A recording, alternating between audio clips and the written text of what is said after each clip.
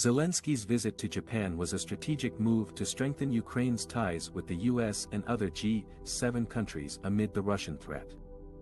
The Ukrainian president made a surprise trip to Hiroshima, where he met with world leaders and expressed his gratitude for their unwavering support. He also appealed for more military aid and sanctions against Russia, which has been waging a brutal war against his country since February. Zelensky was invited to join the G7 summit by Japanese Prime Minister Fumio Kishida, who visited Ukraine in March and expressed solidarity with its sovereignty and territorial integrity.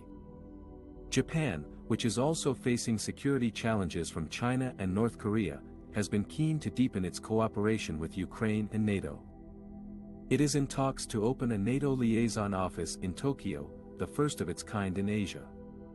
Zelensky's presence at the G7 summit was a stark display of confidence and Western solidarity, in contrast to Russian leader Vladimir Putin, who has become increasingly isolated and cut off from global trade and diplomacy. The G7 leaders issued a strong statement condemning Russia's aggression and reaffirming their commitment to Ukraine's defense. They also announced new measures to choke off Russia's ability to fund and supply its war, such as freezing assets, banning arms exports and restricting access to energy markets. Zelensky also addressed the Arab League summit in Jeddah on his way to Japan, where he accused some Arab leaders of turning a blind eye to the war and urged them to join the international efforts to pressure Russia.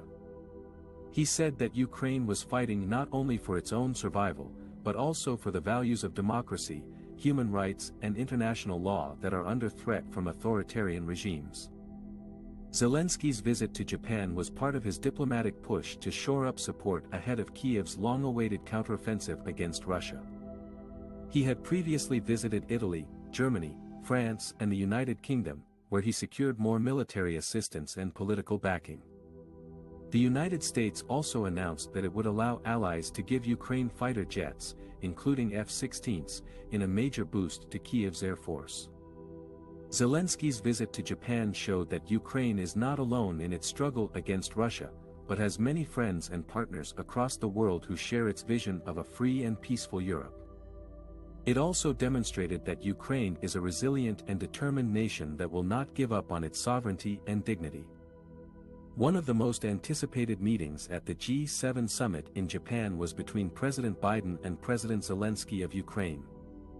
The two leaders met face-to-face for the first time since Russia invaded Ukraine in January, sparking a bloody war that has killed thousands and displaced millions. The meeting was a sign of solidarity and support for Ukraine, which has been seeking more military and economic assistance from the US and its allies to defend its sovereignty and territorial integrity.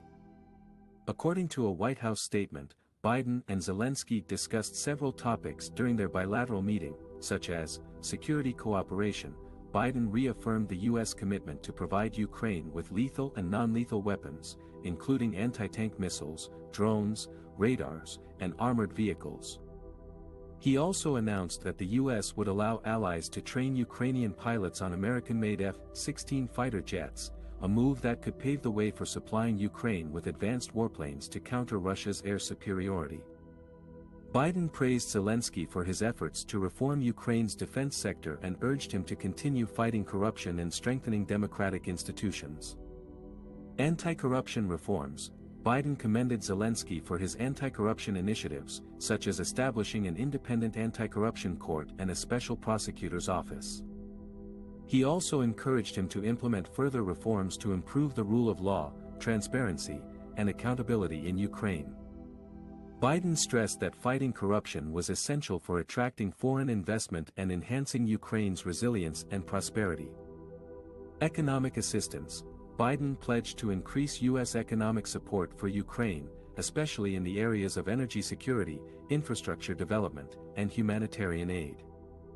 He also expressed his support for Ukraine's integration into the European Union and NATO, and urged other G7 members to increase their financial and technical assistance for Ukraine.